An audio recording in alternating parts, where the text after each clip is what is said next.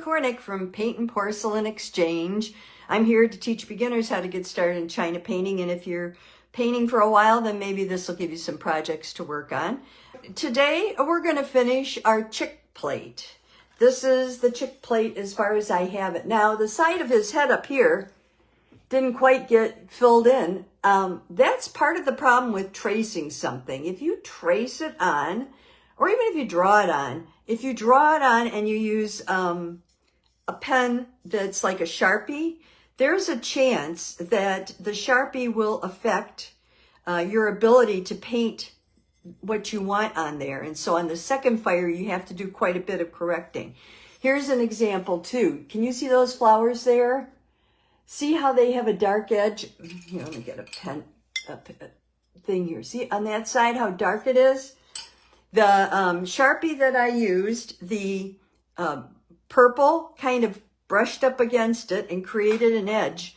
And so we'll take care of that today as well. That website also has studies, and they're $5 a piece. Now, when you go through the purchase process for a study, then you're charged $5. You can use PayPal or a credit card. Will come to you as an email with an attachment, and the attachment is either the study or the line drawing, and you just download it and print it out. It's best if you print out the studies on bright paper, bright white Xerox paper or printer paper, so just keep that in mind. Colors for this week are going to be, I'm using Trenton Ivory again. I have translucent, which I really like. That's a portrait color. It's unusual to use a portrait color, but I'll move them closer. Canary yellow, and this is a deep orange, or you could use Southwest brown. I have chartreuse, moss, cool shadow, and gray green. I also have added, and I have heliotrope and royal purple. These are the colors we used last week. But, you know, I'm sorry, I just thought about the fact that we probably want a little extra depth on our green. So I added darkest green. I don't like black green because to me it's just too black. And sometimes it comes out too dark. And I have gillyflower brown, but you can also use rich brown. I'm not going to use it a lot. I'll probably mix it with the translucent, but I want to have some shadow on my chicks, and the brown I think would be good for the shadow. As far as brushes go, I'm going to use a pointer. This is a round brush. It's a number 4 from Princeton. It's sable or a fake sable. I don't remember which. I also have, this is one of Paula Collins' brushes. It's a number 4, and it's really teeny tiny square shader, and I'm going to be using that for the crocus. Of course, we're going to be using our texturate brush. This is a Scharf, S-C-H-A-R-F-F brush, and we're going to use that on the chicks. This filbert that I have, which I think is a 12, and it's, no, I can't read it. I don't know who made it because the paint's all chipped off. But it's a great brush, and I use that for the grass. And then I always have a fine liner, or you could use pen if you're more proficient with the pen. So I keep all that handy for this. And if you do use a pen, make sure you use pen oil to mix your paint with so that it goes through the pen well. We're basically just adding depth on this second fire. And remember, if you don't like the way your second fire is turning out and it's not dark enough, don't worry about that. Put a layer on, and if it's not dark enough when it comes out of the kiln, you can always paint another layer. So that's the nice thing about China paint. It's better to build it up in layers. So here's my plate, and you can see the edge is extremely light. I'm going to make it a little darker this time, but if it doesn't get dark enough, I'll put a third fire on. Okay, we're going to start, of course, with our texturate brush. It's this one. And for those of you that are new or new painters, I use turpentine to clean my brush, and I use Turpenoid Natural to paint with. I just like it. You don't have to use it. You can use anything you want. When I'm loading my brush, I'm going to start with the Trenton full load, And then I'm going to do a side load of either the translucent or the Flower Brown. I think I'm going to start with the translucent. We'll see how far that goes. And see, you can see how it is on there. About a third of the brush has the color, the darker color on.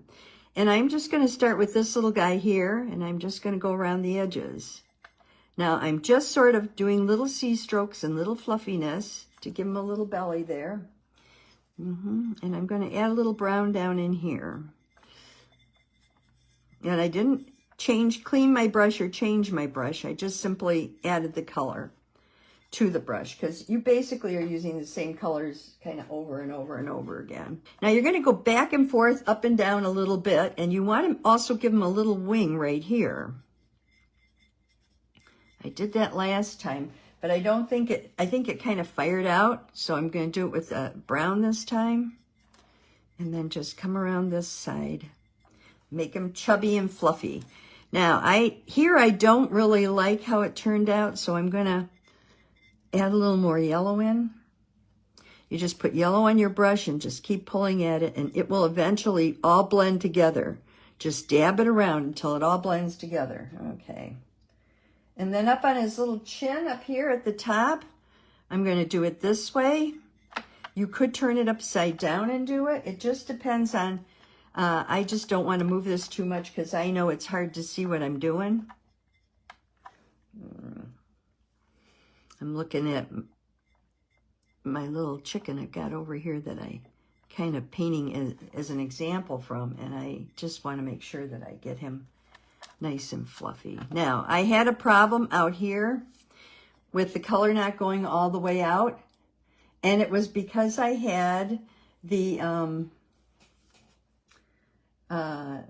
Sharpie on. So I'm going to take and load my brush with the yellow and stuff, and I'm just going to try to make his head a little more symmetrical. It was not quite as symmetrical as I wanted it. I want the color to come down here. Oh, I kind of like that, so I'm gonna, you could even add a little orange into it. Give him a little, yeah, there we go. And then we'll come down this way.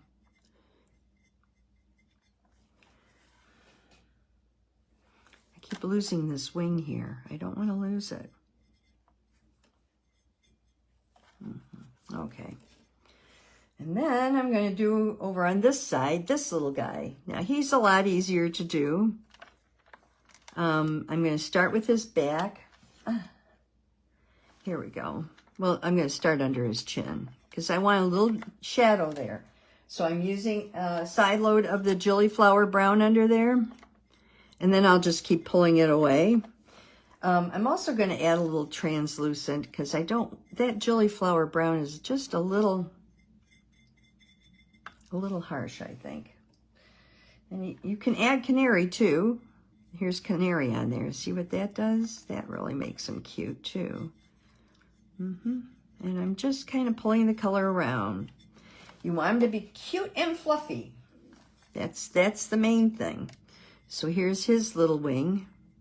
And I want to make sure people know he has a little wing. This one, there. I just don't want to have an edge on it. And then I'm going to use a little translucent with a little orange down at the base, maybe a little brown. You can mix up colors as much as you want just to give it a little depth. There we go. Little wing there. Okay. And now up on his head, I'm just going to go around with the yellow, and I've got a little bit of the canary with it. I had a piece of paint. I don't know if you can see that dot there that just sort of must have fallen off my brush or something and made him darker there.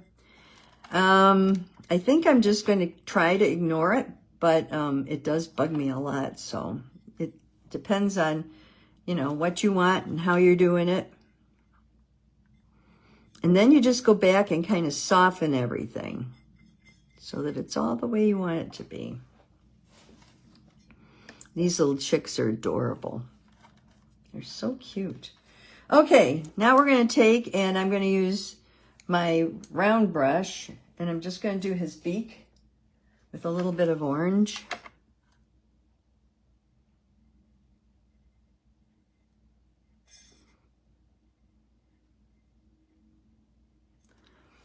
I'm going to have to go over it with black too, just to give us a line, or brown. Ah, nuts, I can't get that orange deep enough, and that's driving me crazy. There we go, that's a little better. And a little orange down here. Okay, now I'm going to take, I want to redo their eyes. Usually on the first coat, you get the eyes done, but you don't really have them exactly the way you want them. I think that one's pretty good. Don't forget you can push. You don't always have to pull. And I want this one a little bit cleaner. Now we'll do his little legs. This is not going to take very long on this fire to get it the way we want it.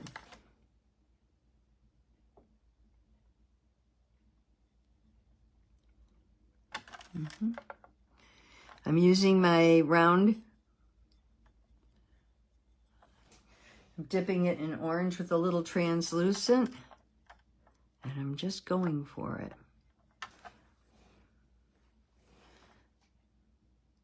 There we go. And, you know, the one thing you have to keep in mind is that the first fire, things are going to fire out. And that's fine. You don't have to worry about it. You can always cover it up on the second fire and really fix it up. Now I'm just going to add a little bit of brown to my brush. And I'm just going to go under here. Oops, a little more. Just wiggling my brush in the brown. And I'm just going to go under here. Let's try these over on this side, see if they turn out any better.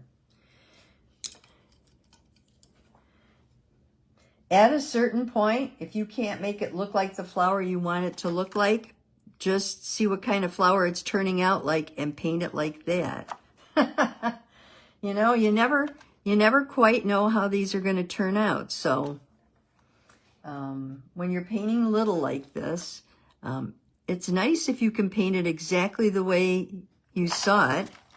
But if you can't, then just do the best you can and make it look like a flower, and people will accept that. They'll see what they want to see anyway. So, and crocus on a small scale are very difficult. So, okay. And here we have a little bit of highlight there. And a little bit of highlight here. Okay, good enough. I'm going to clean my itty bitty brush again. And I'm going to put it in a moss green and just kind of go back and do some of these little guys here. And I might also put a little of the darkest green on it. There we go. Very pretty. And I'm gonna make the stem there, the stem there, the stem there. And then these need to be a little wider if they are crocus leaves. So I'm going to use my round brush with a little moss, full load, and then a side load, and just kind of, come here. I'm going to do the same thing on this side. I'm just going to make those stems the darker green. Let me turn it upside down. I think it might work better.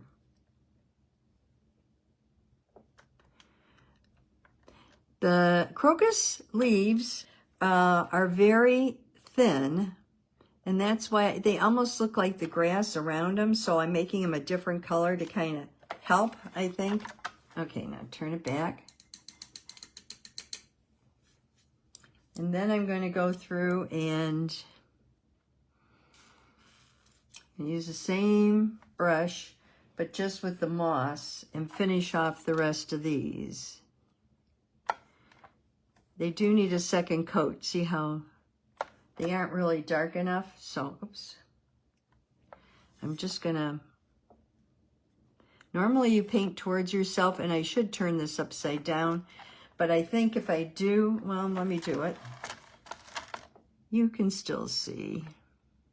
There we go.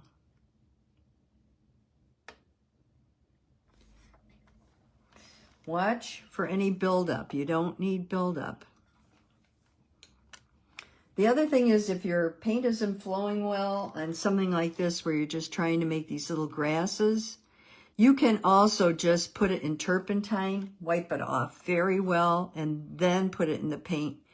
And a lot of times the paint will cooperate with you a lot better. This is just a moss green that I'm using here. There we go. I'll pull that color up in there a little. Get a little back in here. There we go. That's cute. I like that. Okay. And now I'm going to take my filbert. That's this brush. My big filbert. I'm going to load it up with Turpenoid Natural. I'm going to start with the moss green. I might add a titch of the darker green.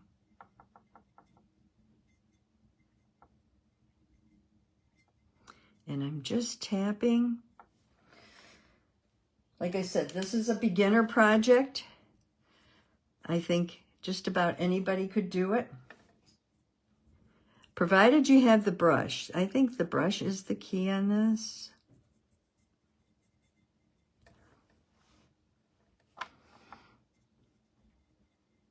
If you pull down just a little bit, it does give you that grass texture.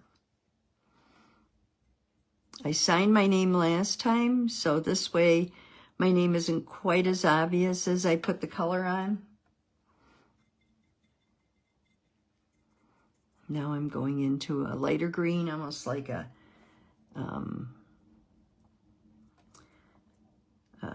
chartreuse, just a, oops, got too much there. Oh, too much, my brush. Didn't have enough oil, had too much paint. There we go. I kind of like that chartreuse. Let me put a little oil on my brush. Down at the bottom, I think it just adds a little spark. I think it has a little more color in it than some of the other greens that we've been using, so that's the reason I like it. Oops, got a little orange there. Don't know how that happened. There we go. Okay, and then we're just going to do the edge. Okay, now I'm just going to put my gray green. I'm making it darker. I'm using my filbert. And I'm just putting the gray green on. I need a little more oil. I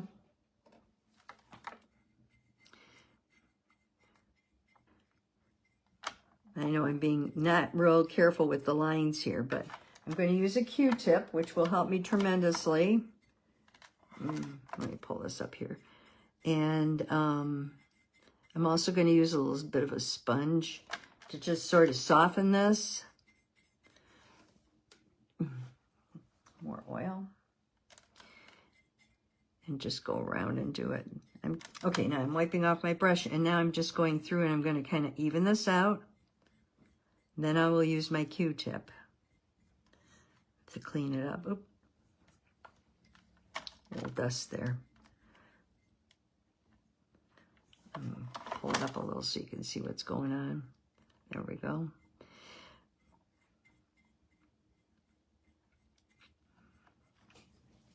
And now I'm just going to take my Q-tip. I have these pointed Q-tips.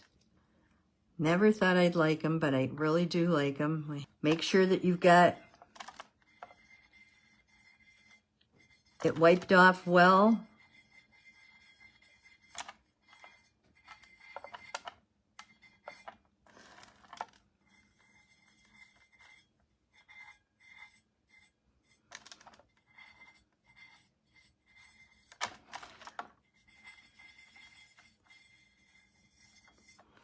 Need to switch here. Okay, and now I'm going to go on the inside and use the side of my Q-tip. So if it's not working for you, switch directions, because you do want it to work well. There we go. All right. And you go around once, then take a fresh Q-tip and go around the second time, and it will make a big difference. Like there, I knew I missed that. Okay. And here. So this is how it turned out. And, you know, you might want to add pink to the crocus or yellow, a little yellow center to the crocus. That's fine too. Alrighty then, pick up those brushes and keep painting. See you next time. Bye-bye.